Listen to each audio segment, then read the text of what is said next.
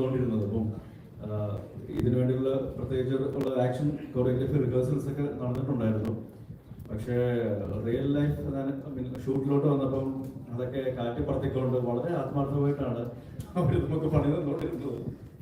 പക്ഷേ എനിക്ക് തോന്നിയിട്ടുള്ളത് ഇതുവരെ ഞാൻ ചെയ്തിട്ടുള്ള സിനിമകളിലുള്ള ഞാൻ ഇൻവോൾവ് ആയിട്ടുള്ള ഏറ്റവും നല്ല ഫൈറ്റ് കൊറിയോഗ്രഫി എന്നോ ആൾക്കാർ എടുത്ത് പറയുമ്പോൾ പ്രത്യേകിച്ചും ഒരുപാട് സന്തോഷമുണ്ട്. നമുക്കൊരു മോൺസ്റ്റർ ഫൈറ്റും അതുപോലെ ക്ലൈമാക്സിലേക്ക് വരുന്ന ഒരു ഫൈറ്റ് സീക്വൻസുകളൊക്കെ വളരെ ഇമ്പാക്ട്ഫുൾ ആകാനായിട്ടുള്ള വേറൊരു റീസൺ ഓഫ് കോഴ്സ് അത് നല്ലൊരു ഫൈറ്റ് കൊറിയോഗ്രഫി എന്നതിനേക്കാൾ ഉപരി അതിനൊരു ഇമോഷണൽ ബാക്കിംഗ് കൂടെ ഉണ്ടായിരുന്നു എന്ന് ഞാൻ വിശ്വസിക്കുന്നു.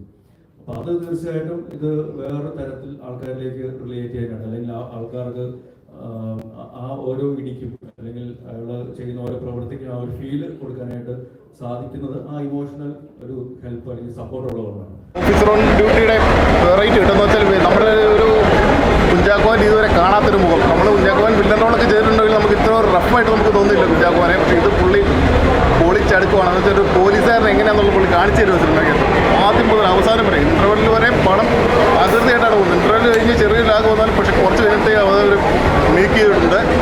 കുഞ്ചാക്കോൻ ഇതുവരെ ചെയ്യാത്ത കിടിലൻ റോള്. നാട്ടിൻപുറക്കാരായാലും പുള്ളിനെ നമ്പർ 1 ആക്കിയിട്ടുണ്ട്. കിടിലൻ പടം കേട്ടോ. എന്ന് വെച്ചാൽ മസ്റ്റ് വാച്ച് ഫാമിലി ആയിട്ട് വന്ന് കാണണം. ഇപ്പോഴത്തെ പിള്ളേരൊക്കെ വന്ന് ചതിക്കുഴികളൊക്കെയാണ് സിനിമ പറയുന്നത്. മസ്റ്റ് വാച്ച് ഫാമിലി പൂരം പടം. ഒരു വേറെ വെറൈറ്റി ഇതുപോലെ കുഞ്ചാക്കോൻ ചെയ്തിട്ടില്ല.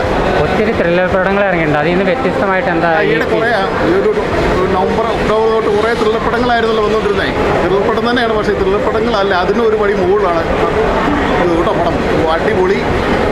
കുഞ്ചാക്കോവിൻ്റെ കരിയർ ബെസ്റ്റ് സിനിമ ഒന്നും പറയാനില്ല. അടിപൊളി. ഇപ്പോഴത്തെ ജനറേഷൻ അത് തീർച്ചയായിട്ടും കണ്ടിരിക്കണം. ഞാൻ പറയും തീർച്ചയായിട്ടും ഈ പിള്ളേരെ ഫാമിലി ആയിട്ട് വന്ന് പിള്ളേരെ ഈ പടം കാണിക്കണം. അവർ വീട് ചതിക്കുഴികളെ പറ്റിയൊക്കെയാണ് ഈ പടം പറയുന്നത്. കേട്ടില്ല കേട്ടോ. ഒന്ന് വെച്ചാൽ എന്തായാലും ഇപ്പോഴത്തെ ഇഷ്ടം ഏതായാലും കുഞ്ചാക്കോവൻ തൂക്കി ഉറപ്പാണ്. അടിപൊളി ഒന്നും പറയാം.